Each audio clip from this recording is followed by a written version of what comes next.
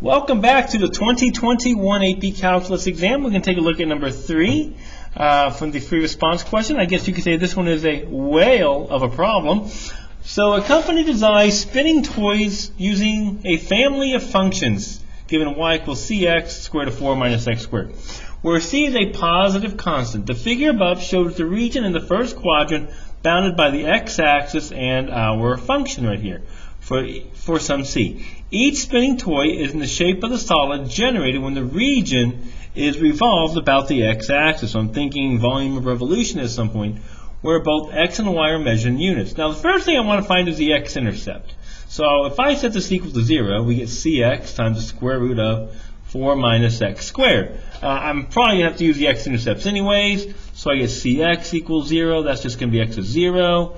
And 4 minus x squared equals 0. So we would get x equals plus or minus 2. But it looks like we're only dealing with the first quadrant, so probably just a 2 there. So I got my x coordinate there, the x-intercept. So the first question says, find the area of the region of the first quadrant bounded by the function when c is 6. So it's just an area problem. Alright, so let's see here. So if I drop my rectangle down here, there it is. There's my rectangle of mathematics. To get area, we look at our rectangle. It has a width, remember, very skinny dx, and has a height of the function, which is 6x times the square root of 4 minus x squared. Alright, so to get the area of this rectangle, we're just going to multiply them together. 6x times the square root of 4 minus x squared dx. And we're going to integrate, whoops, sorry, not there. And we're going to integrate this from 0 to 2. Alright, we have to integrate this one, though. This is a use substitution problem. So let's go ahead and do that. So let's see here. When u can equal 4 minus x squared, my du is negative 2x dx, giving us dx is du over negative 2. Of course, the 2x, we got my x down there. Of course, the x's are going to cancel, and what that's going to leave me with is 6 over negative 2, which is a negative 3. I can go ahead and factor that out. Next, I'm going to go and change my domain. When x is 0, u is 4. When x is 2, u is 0. And this becomes now just what's left. That's just u to the 1/2 du. Integrating this, not that bad. Negative 3 times this becomes u to the 3/2 times 2/3. And we would evaluate that from 4 to 0. And if we simplify this, we get negative 2. And looking at our substitution, right here, because those cancel, plug in your u, we're going to get 0 to the 3/2 minus 4 to the 3/2. And you can leave it like this. The AP will be okay with that. But what you're left with is negative 2 times, and that's just, what's that? Square root of 4 is 2. 2 cubed is 8. So we get times a negative 8 here. And we get 16, and it's going to be inches squared. Not that bad to do. Check your use substitution. Alright, for part B, my favorite phrase, I love this phrase. It is known, like it's a history book, it has been known for many years that our function has the following derivative. That's nice that they gave us the derivative. For a particular spinning toy, the radius of the largest cross section of the circular slice is 1.2 inches. Find the value of c for the spinning toy. So I got to question myself, well, why do they give me the derivative here? I want to find c. So why the derivative? Well, they're talking about the largest cross section of the circular slice. So if I go up to my graph here, where would that largest cross section be? At the very top. I know that that distance there is 1.2. And if I look at that, so let me draw it down here so we can kind of see a little bit. So if we have our whale of a problem right here, I know this distance is 1.2 inches. Right there. Now what else do I know? Well, at the very height of it, I know the derivative. I know at this point the slope equals 0.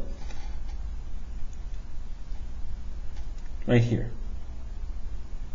So how does that help me? Well, let's see. Well, what finds slope? The derivative. So I can set my derivative, this c times 4 minus 2x squared over the square root of 4 minus x squared equal to 0. Well, the whole bottom here just cancels out, right? And if I solve this, we're going to, c is just a constant, it just goes away. So if we solve it, we just get x equals plus or minus root 2, but again, we're only looking at the positive. So I know that where this occurs is at root 2. So I know that the highest value occurs at where x equals 1.2. And that gives me a point. Well, my point is root 2. My y value I know is 1.2. So now how can I use this to get c? I know my function. Y equals cx, the square root of 4 minus x squared, where we get 1.2 equals c times the square root of 2 times, and if I plug root 2 in here, we're going to get 4 minus 2, so we get 1.2 equals, what's that become? C times 2. And I can get c is equal to 1.2 over 2. Cool question right there, bro. Right, so that's a really good question. Like they gave you the derivative looking for where the critical number occurs. So look again, we're looking at a critical number right there. Alright, for part C, alright, for another spinning toy, they tell us the volume is 2 pi cubic inches. What's the value of C for the spinning toy? Alright, this is a little bit different. So now what they're going to do is now they're telling us to spin this around the x-axis. So if we spin this around the x-axis, our rectangle of mathematics becomes a disk. So let's take a look here at this disk. Alright, so if I were to graph it, there's my disk of mathematics. We know it has a thickness dx. There is my x-axis going right through the center. And I know the radius of this function. The radius is the height. Remember, this becomes my radius, which is a 6, or cx square root of 4 minus x squared. So that's going to be our cx times the square root of 4 minus x squared. Now remember, on the AP, they don't expect you to get every question. They just expect you to be able to see what you know. So show them what you know, even if you can't solve it. So we know that volume equals pi r squared h. So the volume of this disk would be pi times the radius, which is this cx square root of 4 minus x squared, and the height, that's our dx right there, dx. And we know we would integrate this from 0 to 2, because that's where our intercept. So remember, we're going to take this disk and we go sideways, left and right, from 0 to 2. So let's see here. Volume equals pi, and if I simplify this 0 to 2, this becomes c squared x squared times 4 minus x squared dx.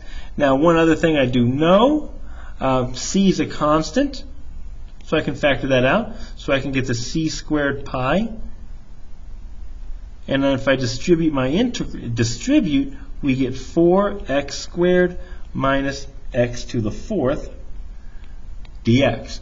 Now the other thing we know is we know what the volume is equal to. We know that this is equal to 2 pi. Now right away the pi's cancel, and if I integrate here we get c squared. I'm going to integrate now. This becomes 4 thirds x cubed minus x to the 5th over 5 from 0 to 2 equal to 2. Remember, it's equal to 2 right now. And if I evaluate this, we would get c squared times, plug in the 2, that becomes 8, or 32 over 3 minus 32 over 5 equal to 2. All right, I'm going to clean this up for a little bit for you. So we get c squared. This becomes 64 over 15 equal to 2. Simplify, c squared equals, what's that, 30 over 64. So, I ran out of room. C is equal to the square root of 30 over 64. Wow. And you can clean that up a little bit more if you want. That's a tough one. What made this really hard? I don't think the calculus was really hard on it. That arithmetic is nasty, though. All right, hope you enjoyed the video. I will see you all later. Bye-bye.